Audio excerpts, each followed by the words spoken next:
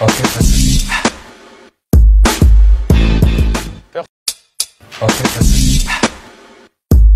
L'image de l'immigration va changer, surtout du côté du traitement des demandes, mais aussi au début, M. Dieudonné nous parlait de l'impact de la pandémie, c'est vraiment sur tous les domaines. Alors, je commence déjà à vous dire que les frontières demeurent fermées. Vous comprenez? C'est un élément clé de l'immigration. Alors, quand les frontières sont fermées, certaines personnes qui ont des statuts comme visiteurs ou autres ne peuvent pas rentrer facilement. Des étudiants aussi qui ont des difficultés avec leur séjour temporaire de venir ici. On essaie d'inventer des études à distance en Afrique, mais moi je vous dis que les gens ne demandent pas, ne veulent pas étudier au Canada en étant dans leur pays. Alors, ce sont ces difficultés qui se sont, on a observées dans l'année. Autre chose, je veux vous présenter l'élément quand même essentiel. 35% des personnes qui immigrent dans l'ensemble de ce que le Québec recrute viennent d'Afrique. Okay? Le Québec, à lui seul, dans l'ensemble de l'immigration canadienne, c'est 16% des personnes qui arrivent, qui viennent du Québec. Plus de 200 000 personnes que le Québec sélectionne. Et entre 2015 et 2019, on était aux alentours de plus d'un demi-million de personnes que le Canada a disons, octroyé des statuts de résident permanent. Alors, vous voyez que notre part ici, en tant qu'Africains dans l'immigration, est importante. Et c'est un enjeu aujourd'hui que nous, on se penche à ces questions-là. Et je regrette, par contre, avant de répondre pour 2021, puisque mon souhait est de voir que les choses changent, vous savez que je suis très critique par rapport à certains comportements de gouvernement. Je salue aussi en passant d'autres bonnes actions. Et je vais d'abord mentionner ce qui a été un élément qui a choqué tout le monde, c'était la suppression des dossiers. Alors, vous voyez, la bureaucratie était un problème avant la pandémie. Et pendant la pandémie, la bureaucratie est devenue encore plus bureaucratique qu'on ne se retrouvait plus nous-mêmes, les professionnels. Est-ce que nos dossiers existent? Est-ce que nos dossiers vont fonctionner? Le gouvernement se base sur quoi? Sur le traitement de certains dossiers. Alors, les clients vont vous dire, moi, ça a pris 2 semaines, l'autre va vous dire, ça fait 10 mois. On ne comprend pas. Alors, en 2021, si le gouvernement peut au moins uniformiser le traitement des dossiers. Je sais que René-Paul Colly est là, c'est un membre du Parti libéral. Alors, ce sont des messages que nous, les professionnels qui sont sur le terrain, nous avons étudié, mais on n'est pas dans la théorie, on est dans la pratique, nous autres. Alors, essayez d'uniformiser ça en 2021. Et les suppressions de dossiers, c'est tout à fait des comportements que nous ne voulons plus voir.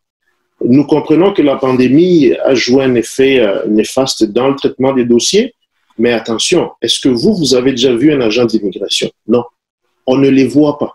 Ils sont quasiment confinés, on ne sait pas de quel bureau ils travaillent, mais ils ont des bureaux. Mais personne ne va rencontrer un agent d'immigration. Alors, pourquoi la pandémie jouerait un effet néfaste sur le travail de ces professionnels qui sont à distance déjà dès le départ? Deuxième chose, il faudrait comprendre aussi qu'il y a eu des éléments positifs. Par exemple, cette année, le gouvernement fédéral, qui est souvent le seul qui s'ajuste en pareilles circonstances, qui met en place des politiques, des projets pilotes, notamment pour les visiteurs qui étaient à l'intérieur, qui ont pu demander d'autres statuts en étant ici, puisque la règle principale, c'est de demander toujours à l'extérieur un statut. Un statut, ça s'obtient toujours à l'extérieur, mais ils ont fait quand même exception que pour ceux qui ont un séjour temporaire, qu'ils puissent le demander ici. Et depuis le 14 décembre, par exemple, les demandeurs d'asile qui ont combattu la COVID, pour les remercier, peuvent faire leur demande de résidence permanente. Certaines choses ont été positives, mais je mets plus de mon côté critique le comportement du gouvernement, puisque, vous voyez, en 2019, par rapport à 2020, il y a pratiquement 10 000 dossiers de moins qui ont été traités et 10 000 dossiers de moins qui ont été accordés. Est-ce que c'est une question de pandémie? Attendez voir. Quand nous avions le ministre qui était à l'époque, M. Barrette, on a quasiment, prenez le cas simplement de travailleurs qualifiés dans Arima, on a quasiment sélectionné que 30 personnes. 30 personnes en 6 mois. Depuis que Mme Giroux arrive, on est à plus de 500 personnes qui ont été sélectionnées en 6 mois.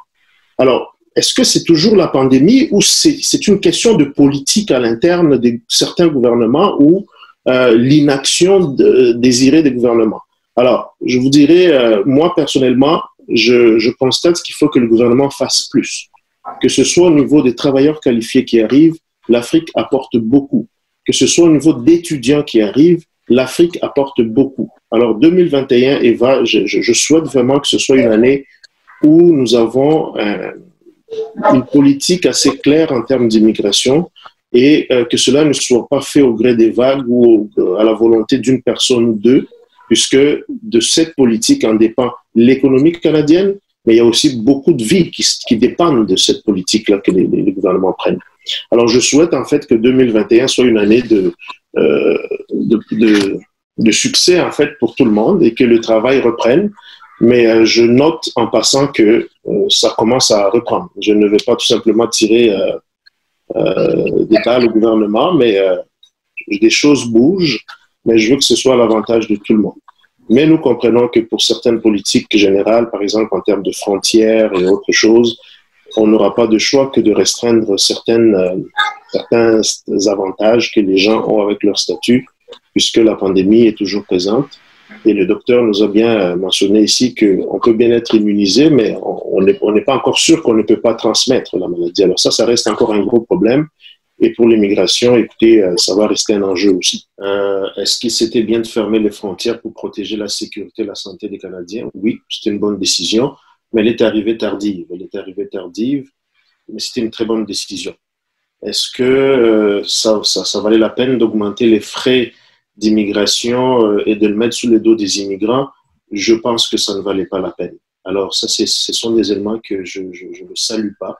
Est-ce qu'il fallait reconnaître l'effort des personnes qui travaillent dans les domaines de la santé? Oui, c'est une bonne action que le gouvernement a fait. Est-ce qu'il fallait supprimer certains dossiers ou ralentir la cadence au niveau du Québec? Non, ce n'était pas une bonne action qu'ils ont fait en 2010, l'année passée.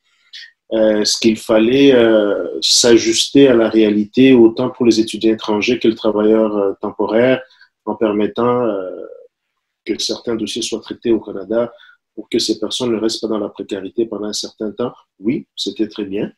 Mais il en reste encore beaucoup à faire puisque certaines personnes ont perdu leur statut, d'autres ont eu des problèmes à pouvoir renouveler leur statut et certains agents ne donnent pas toujours des décisions qui sont uniformes. Alors l'immigration doit s'ajuster. Il y a déjà un bon travail qu'il fait. Je suis tout à fait conscient de l'énormité des dossiers qui tombent sur la table des agents et du défi qu'il y a, mais je pense que tout est à faire. Le ministre parlait, j'ai vu même sur le site d'un député fédéral haïtien qui mentionnait que d'ici la fin de l'année, 50 000 dossiers de parrainage vont être réglés. Beaucoup de familles sont encore séparées, les décisions ne viennent pas. Est-ce que c'était de la politique? Moi, je n'ai pas vu 50 000 dossiers ou 60 000 dossiers résolus. Alors, il y a encore beaucoup à faire. Les gens attendent des décisions. Les agents travaillent toujours à distance, personne ne les voit. Je ne pense pas que la pandémie explique le fait qu'un agent ne doit pas rendre une décision. J'ai personnellement des cas qui, ça fait 5 ans que ce n'est pas traité, je le dis. Les familles souffrent, les pères ou les mères ne voient pas leurs enfants, les conjoints ne sont pas réunis avec leurs conjointes. Écoutez, il y a beaucoup à faire et si et seulement si les décideurs pouvaient intégrer dans leurs décisions ou faire participer les praticiens qui sont sur le terrain, ceux qui rencontrent vraiment ces personnes avec qui ils communiquent virtuellement, ça va changer beaucoup en 2021.